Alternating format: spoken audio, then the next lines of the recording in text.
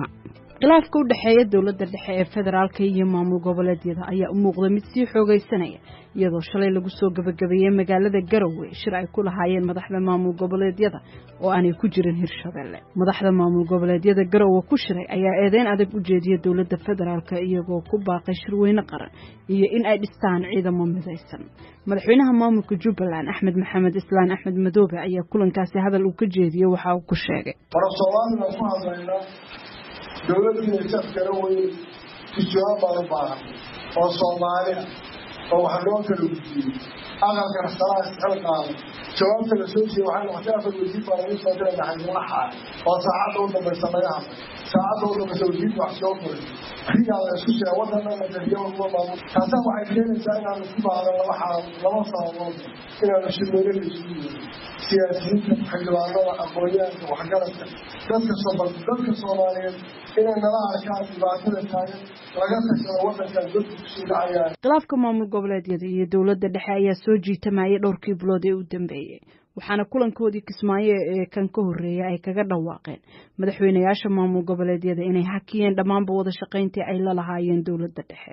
Dowladda dhexe ayaa iyana u muuqatay inaanay u jixin waxyaabaha ka soo yeeraya madaxda maamul goboleedyada waxaana dhankeeda u muuqataa inay ku howlan tahay sidii ay uga adkaan lahayd madaxda maamul goboleedyada. Madaxweynaha maamulka Hirshabelle oo kamid ahaa madaxdii ku shirta Kismaayo kuna dhawaaqay inay dowladda xiriirka u jireen ayaa culeysyo badan oo dowladdu saarto oo ay kamid ahayd mucaarad ka abuurmay gudaha maamulkiisa waxa ay keentay inuu la heshiiyo dowladda. Maamulka Galmudug ayaa isna laba u kala jabay iyadoo dowladdu taageerayso doorashadii cadaadad loogu doortay madaxweyne Baasto. Sidoo kalena waxaa jira dareen dad badan oo arrimaha siyaasadda Soomaaliya eega ay ka qabaan in dowladdu ay taageerayso musharaxiin dhowr ah oo bisha dambe la tartami doona madaxweynaha maamulka Koonfur Galbeed Shariif Xasan Sheekh Aadan. Maamulka Jubbaland ayaa markiisii horeba isna waxaa haystay culays beelaha qaar kaga imanayay kuwaasoo ka biyadiisanaa maamulkaasi waxaana hadda muuqatay in deegaanada qaar maamulkaasi ay diidmo uga imanayso. Puntland ayaa hadda loo arkaa in ay tahay tan keliya ee faragelin badan aanay uga imaanaynin dhinaca dowladda dhexe inkastoo iyana ay doorashooyin kusoo fool leeyihiin. Khilaafkan oo dhinacyada u dhexeeya ay qolo walba ay rabto in ay ku muujiso awoodeeda ayaa sidoo kalena waxa uu dib u dhigayaa iskaashiga iyo wada shaqayntii maamulada dalka iyo dowladda dhexe gaar ahaan dhinacyada amniga dhismaha ciidan loo dhan yahay iyo waliba adeegyada bulshada.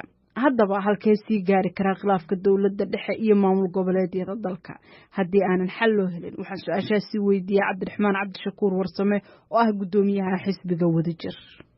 bismillahi rahmaani rahiim waa mahadsantahay. Aniga waxaan isleeyahay meesha waxaa ka muuqata kalsooni darro laba dhinac oo aad u weyn oo weliba ku salaysan in jiritaanka labada dhinac ay halis isku yihiin ayaa ka muuqata.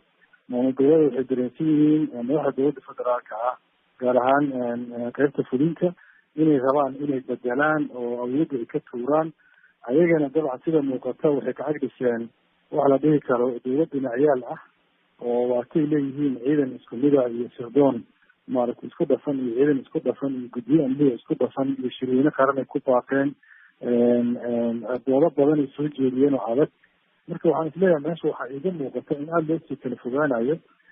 awal waxaa laga yaabaa inuu kala fogaanshaha ahaa isfahan darri iyo wada shaqayn iyo xiriir xumo ay ahayd laakiin hadda sida ka muuqata saxaafadeedkooda waxay u muuqataa inay tahay aan isbixinno. markaan dhegaystay labada dhinacna xogtooda aan u kuurgalayna waa saas ay u muuqataa oo dhinaca kale inuu ka quustay inay heshiiyaanoo ninkii reerka usoo hara hala arko ayay arrintii hadda inay ku socotaan moodaa runtii. inkastoo mararka qaar midnimadu soo kala dhexgeli jiray madaxda maamul goboleedyada iyo dowladda dhexe haddana marna ma aanu xirmi jirin albaabada wada hadalka.